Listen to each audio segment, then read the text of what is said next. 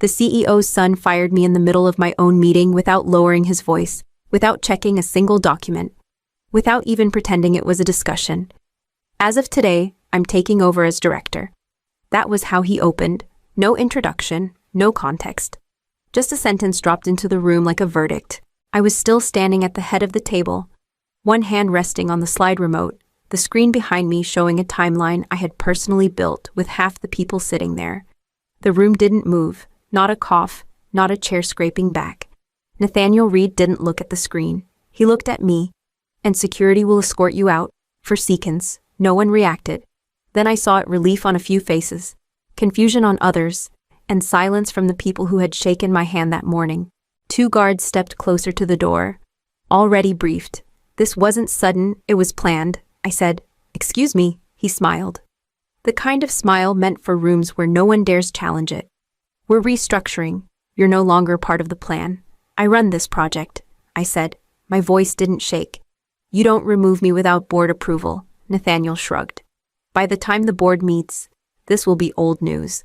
That was when I understood. He wasn't asking. He wasn't negotiating. He was performing. I closed my laptop. Slowly. I unhooked my badge and placed it on the table between us. "Fine," I said.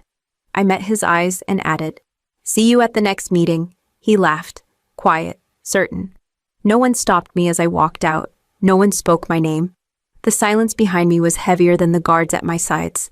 My name is Jolie Mercer. I had spent more than 10 years holding this company together when no one else wanted the responsibility. And in less than 1 minute, the CEO's son decided I was expendable.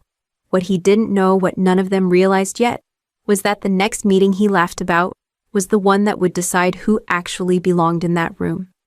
The story you are about to hear is a fictional work created by the writing team at Her Revenge. While the characters and events are imagined, the emotional reality behind power grabs, public dismissal, and quiet retaliation reflects situations many women face when loyalty is mistaken for weakness. This story is not about shouting to be heard. It is about what happens when the wrong person is underestimated. I stepped into the hallway, my phone already buzzing in my hand, carrying a message sent before Nathaniel ever finished smiling. What hurt more than being fired was how quickly the company learned to act as if I had never been there at all. My phone buzzed before I reached the elevator. Then again. I stopped walking and checked my screen. Access revoked, password invalid, contact administrator. I tried my email. Nothing. I opened the shared drive where my team stored every project file I had approved over the last 2 years. Locked. Even the calendar invite for the kickoff meeting vanished, as if it had never existed. Another vibration. This time it was a company-wide memo. Effective immediately, it read, "All operational decisions will be streamlined under new leadership to support our evolving direction." No name, no explanation. Just a clean sentence designed to erase context. I called it. It rang twice. "I'm locked out," I said when someone finally picked up. "All systems." There was a pause, paper shuffling. "I'm sorry, Jolie," the technician said quietly. "We were instructed to suspend your credentials." "By whom?" Another pause. "I can't say." I hung up before my voice betrayed me. In the lobby, I passed 2 managers I had personally promoted. One glanced at me, opened his mouth like he might say something, then looked down at his phone and kept walking. The other didn't look up at all. My phone buzzed again, a text this time. "Jolie, they told us not to contact you. They're collecting files." I didn't know what to say. It was from Evan, one of the junior project leads. He had joined the company straight out of college. I had fought to get him hired. I typed back, "You don't need to say anything." 3 dots appeared, disappeared, appeared again. "I'm sorry," he finally sent. I didn't reply. Another call came through, this one from Human Resources. "Jolie," the woman said. Her voice clipped. "Careful. We'll be sending you documentation regarding your separation." "My separation," I said. "Yes. For clarity." Clarity for whom she inhaled. "We're just following protocol." Protocol didn't seem to matter an hour ago. Silence. "Please return any company property by end of day," she said. "Security has been informed." I ended the call and stepped outside. The air felt colder than it should have. My phone buzzed once more. A new message lighting the screen. 2 hours, same room. "Don't be late. I slipped the phone into my pocket and started walking. How do you fight someone who believes the rules were written for everyone else? I didn't plan to call him. My phone dialed before I finished telling myself not to. He answered on the second ring. You should have left the building already, Nathaniel said, amused. Security said you were still around. You fired me without authority. I said, you know that. He laughed. Authority is a funny thing. It looks different when your last name's on the building. You can't remove a senior executive without board approval. Relax, he said. The board won't interfere. That confidence landed heavier than the insult. You spoke to them already, I don't need to, he replied. They hired me to fix stagnation. That means speed, not process, not hesitation. Speed isn't governance, I said. It's recklessness. Spare me, he snapped. You had your decade. You slowed everything down. Now it's my turn. I took a breath. What are you pushing through today? Silence, brief, calculated. You don't need to worry about that anymore, he said. Tell me, I said. He sighed, like I was boring him. The Keystone integration. We're finalizing it this afternoon. My grip tightened on the phone. That approval requires oversight.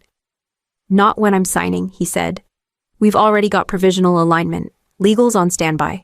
Legal can't authorize operational transfer without review. Watch me. I closed my eyes. That project wasn't just another initiative. It touched half the company's infrastructure. Millions in commitments, long-term obligations that couldn't be unwound quietly. I had delayed it twice for a reason. You signed that without the board, I said. And you exposed the company. I expose it to growth, he shot back. Something you never understood. You're gambling with something you didn't build, I said. Everything here is mine, he replied, including the mess you left. The line went dead. I stood there for a moment, phone pressed to my ear, listening to nothing. Then I lowered it and checked the time. The board meeting was still less than 2 hours away. Nathaniel wasn't just confident. He was rushing, trying to lock decisions in before anyone could stop him. I opened my email app out of habit. Still locked. I smiled once, without warmth. If he signed first, he thought the story would be over. What if the power they took wasn't the one that mattered? I sat at a small table with my laptop open, staring at a login screen that no longer recognized me. I didn't try again. I reached for a folder I had kept for years, not out of paranoia, but habit.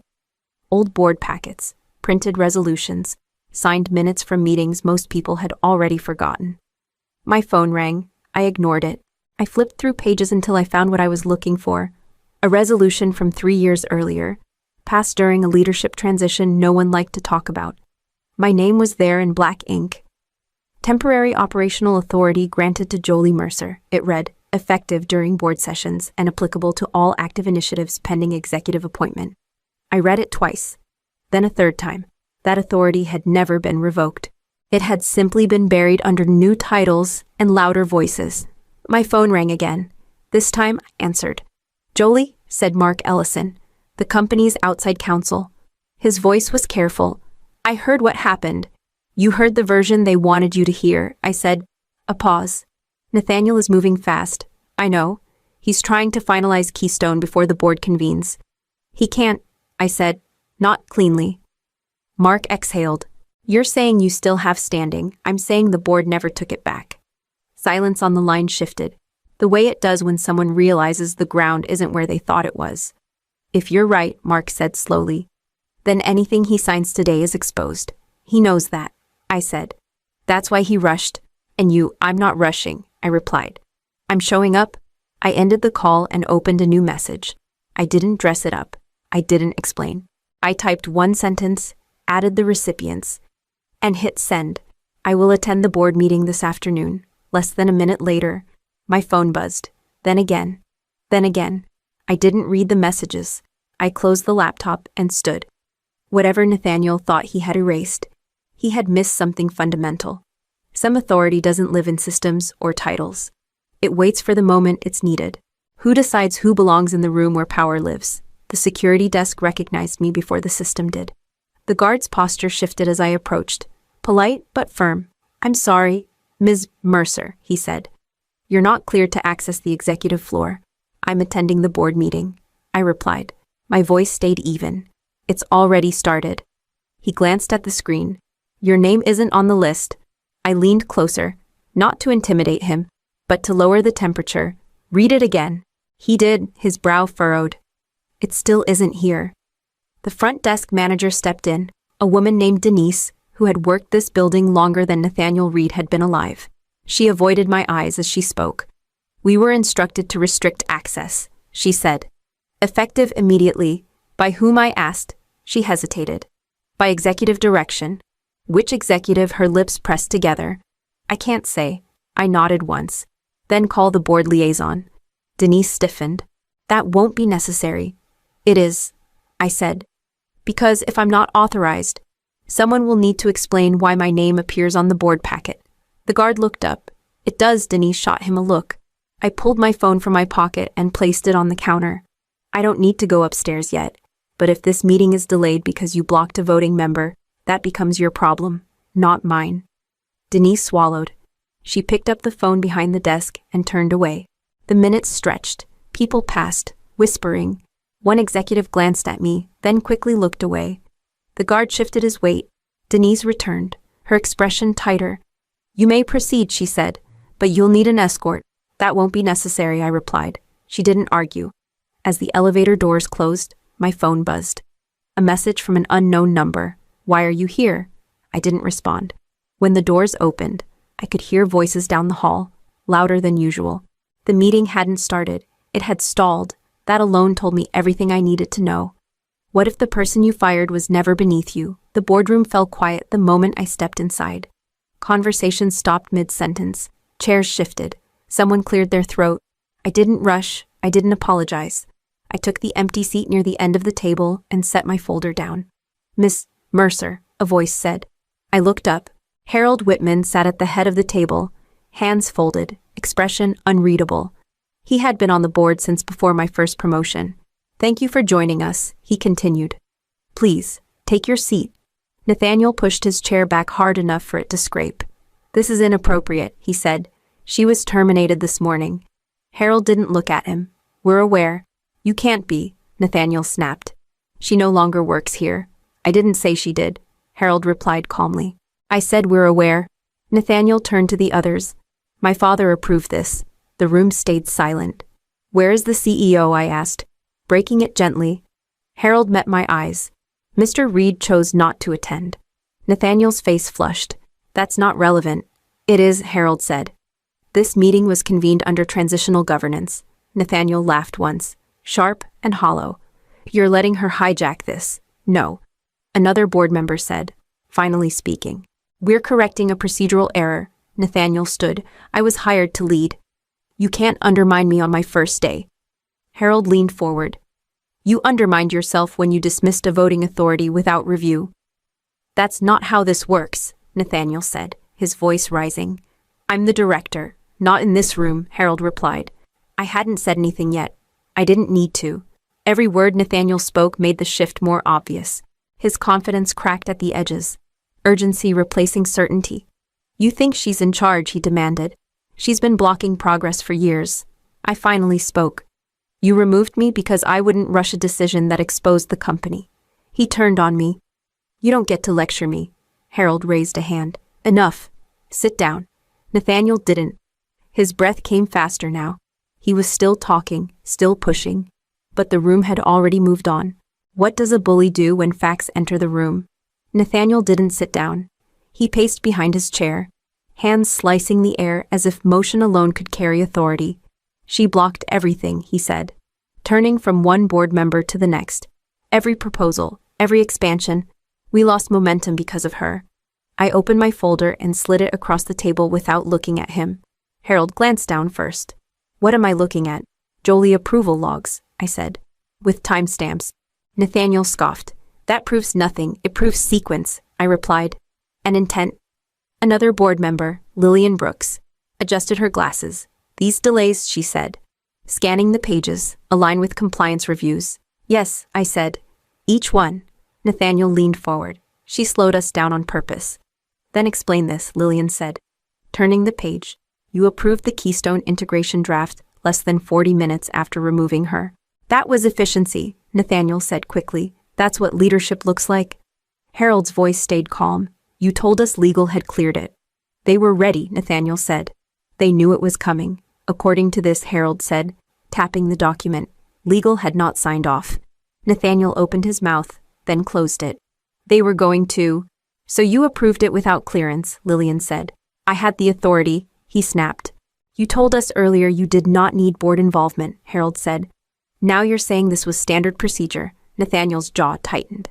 You're twisting my words. No, I said. We're reading them. He turned on me. You set this up. I documented. I replied. There's a difference. Silence settled over the table, not heavy-focused. Harold leaned back. Nathaniel, when you dismissed Ms. Mercer this morning, did you review her standing with the board? That wasn't necessary. Did you consult anyone before issuing the termination? No. Lillian closed the folder. Then you acted alone. Nathaniel's voice dropped. You're choosing her over me. Harold shook his head once. We're choosing the truth. Nathaniel finally sat down. His shoulders slumped, just slightly. The room didn't move to comfort him. It moved to proceed. Who gets escorted out when authority disappears? Harold Whitman folded his hands. We're going to vote, he said. This will be recorded in the minutes. No one objected. The termination of Jolie Mercer, issued this morning, Harold continued, was executed without board review or authorization, all in favor of voiding it. Effective immediately. Hands rose around the table, one by one. No hesitation. Opposed. No hands. Harold nodded once. The termination is void. Nathaniel looked up sharply. You can't just erase what happened. Lillian Brooks answered him. We can, when it never should have happened. Harold went on. Any operational decisions signed or approved by Mr. Reed today are hereby suspended pending review. That includes Keystone, Nathaniel asked, his voice tight. Yes, Harold said. Especially Keystone. Nathaniel pushed back from the table. This is a mistake. It's a correction, Lillian replied. There's a difference. Harold turned to me. Ms. Mercer, your authority during board sessions stands. You are reinstated effective immediately. I nodded. Thank you. Nathaniel stood fully now. So that's it. You humiliate me in front of everyone. You did that yourself, Harold said. This board exists to prevent exactly this kind of unilateral behavior. Nathaniel's eyes darted around the room, searching for an ally. He found none. Security, Harold said calmly. The door opened. The same guards from that morning stepped inside. This time, they didn't look at me. Nathaniel laughed once. Sharp and brittle. You're throwing me out of my own company. No, Harold said. We're removing you from operational authority, effective immediately. The guard stepped closer. Sir, we'll need you to come with us. Nathaniel stared at me as he was escorted toward the door. You think you won, he said. I think you moved too fast, I replied. The door closed behind him. The room exhaled. Harold looked at the clock. This meeting is adjourned. I gathered my papers and stood. For the first time that day, no one tried to stop me. What do you do after you win but don't feel triumphant? My office door was unlocked when I returned. That was the first sign the day had truly changed. The second was the way people looked up as I walked past, careful, measuring, unsure which version of me had survived the meeting. Evan stood when I entered. They said you're back, he said, not smiling, not relieved, just steady. I am, I replied. Sit.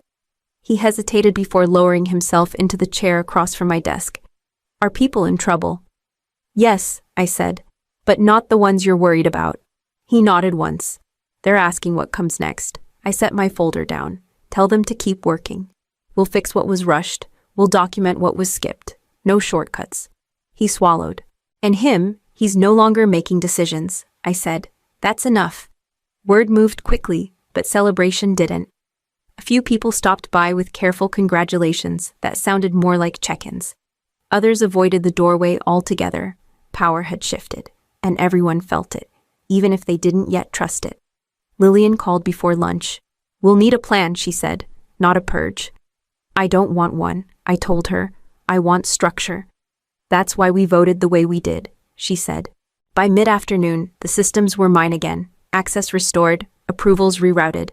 I declined 3 requests to comment on the morning's events. Focus on the work. I told Harold when he stopped by. That's the message. He studied me. You could make an example. I won't, I said. The example already happened. When the office quieted, I sat alone and opened the Keystone file. The damage was contained. The rest was repairable. I didn't feel victorious. I felt clear, tested, then steadied. The kind of calm that comes only after something tries to remove you and fails.